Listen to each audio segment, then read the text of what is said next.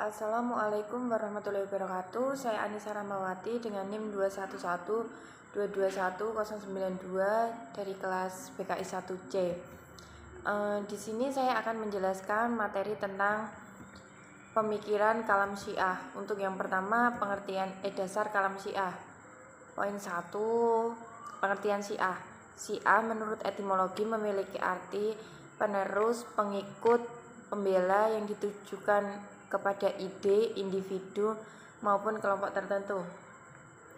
Kemudian Syiah secara terminologi memiliki banyak pengertian, tetapi sampai saat ini belum ada pengertian yang mampu menjelaskan pengertian dari Syiah yang benar-benar jelas.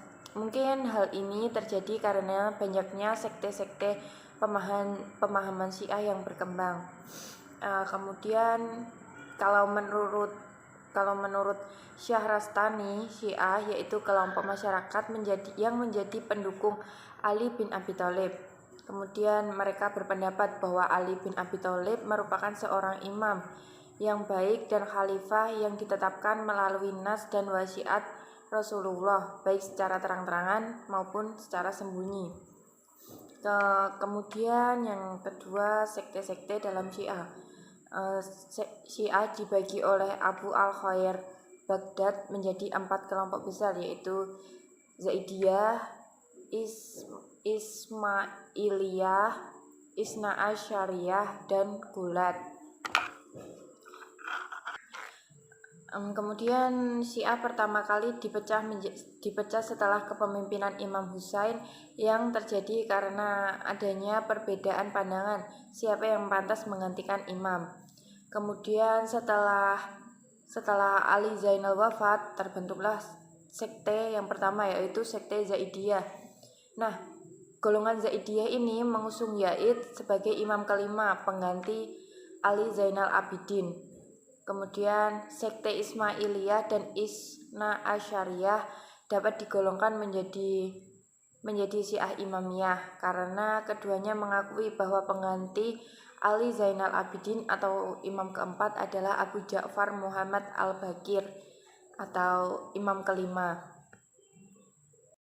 Kelompok lain dari golongan Syiah Imamiyah yaitu Isna Asyariyah atau lebih dikenal dengan nama Imamiyah atau Ja'fariyah atau kelompok Syiah Imam 12. Kelompok ini mempercayai pengganti Ja'far as-Shadiq adalah Musa al-Khazam sebagai imam ketujuh, bukan Ismail saudaranya. Nah, kelompok Syiah ini yang jumlahnya paling banyak atau mayoritas daripada kelompok Syiah yang ada sampai sekarang ini. Untuk yang terakhir, Syiah Gulat atau yang merupakan kelompok yang dinilai paling ekstrim dalam paham Syiah. Kelompok Gulat ini sudah dipandang sudah punah karena sangat sulit untuk dilacak pemikirannya dari 3 kelompok besar yang lainnya. Kemudian perkembangan Syiah di Indonesia. Nah, perkembangan Syiah di Indonesia digolongkan menjadi 4 generasi. Untuk generasi pertama, Syiah masuk ke Indonesia melalui para penyebar Islam, seperti orang-orang Persia yang tinggal di Gujarat.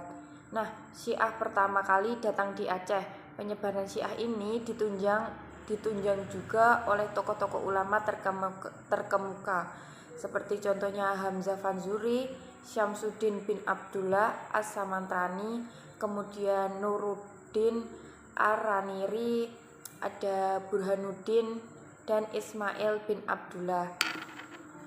Kemudian pada generasi kedua, Syiah sudah ada di Indonesia sebelum meletusnya revolusi Iran yang terjadi pada tahun 1779, baik Imamiyah, Zaidiyah maupun Ismailiyah. Nah, tetapi mereka hanya menyimpan keyakinan itu untuk diri sendiri dan keluarga terdekat, karena hal tersebut bersifat eksklusif dan belum ada semangat untuk menyebarkan pahamnya ke orang lain. Kemudian pada generasi ketiga, penyebaran Syiah ini didominasi oleh kalangan intelektual dan perguruan tinggi. Tetapi pada saat ini mereka lebih tertarik pada pemikiran Syiah daripada ritus-ritus atau fikihnya. Kemudian untuk yang terakhir, pada generasi keempat mereka mulai mempelajari fikih Syiah. Pada saat ini bukan hanya mempelajari tentang pemikiran, tapi mereka mulai berkonflik dengan kelompok lain. Mereka juga bersemangat dalam penyebaran Syiah dan dimensi mereka menjadi rendah karena sibuk dengan fikih. Nah, mereka menganggap generasi kedua yang tadi yang fokus pada pemikiran. Kemudian saya akan menjelaskan tentang deskripsi umum tentang ajaran Syiah. Nah, dalam Syiah ini ada 3 dimensi ajaran: akidah, akhlak, dan fikih. Kemudian Syiah telah memformulasikan akidah dalam 3 prinsip, yaitu tauhid, kenabian, dan hari kebangkitan. Untuk prinsip yang pertama yaitu al-tauhid atau tentang keesaan Allah. Nah, Syiah ini meyakini bahwa Allah Subhanahu wa taala adalah zat yang maha mutlak, yang tidak dapat dijangkau oleh siapapun.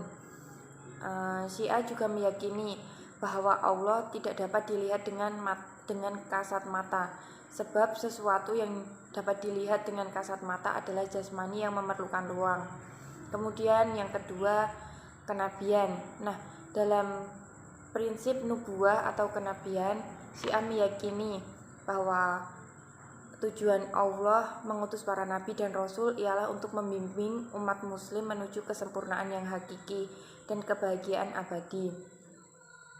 Kemudian Syiah meyakini bahwa nabi pertama adalah Adam alaihissalam dan nabi terakhir adalah Nabi Muhammad SAW. Dengan demikian kemudian berkembang lagi menjadi 5 prinsip, yaitu at-tauhid, al-nubuwah, imamah, dan al-adl, kemudian al-ma'ad. Nah, tauhid dan kenabian tadi sudah dijelaskan di awal. Kemudian yang ketiga, al-imamah. Nah, dalam prinsip al-imamah atau kepemimpinan, Syiah meyakini bahwa kebijakan Tuhan menuntut perlunya kehadiran seorang imam sesudah meninggalnya seorang rasul, guna terus dapat membimbing manusia dan memelihara kemurnian ajaran agama dari penyimpangan dan perubahan. Kemudian ada al-adl atau kemahaadilan Tuhan. Nah, dalam prinsip kemahaadilan ini, Syiah meyakini bahwa Allah Subhanahu wa taala maha adil. Dia tidak pernah dan tidak akan pernah berbuat zalim atau berbuat sesuatu yang dianggap jelek oleh akal sehat kepada hamba-hambanya. Kemudian yang terakhir, al-ma'ad. Nah, dalam prinsip al-ma'ad atau hari akhir, Syiah meyakini bahwa suatu hari nanti seluruh umat manusia akan dibangkitkan dari kubur dan dilakukan hisab atas perbuatan-perbuatan mereka selama di dunia. Nah, sekian penjelasan dari saya tentang pemahaman kalam Syiah. Kurang lebihnya mohon maaf. Sekian, wassalamualaikum warahmatullahi wabarakatuh.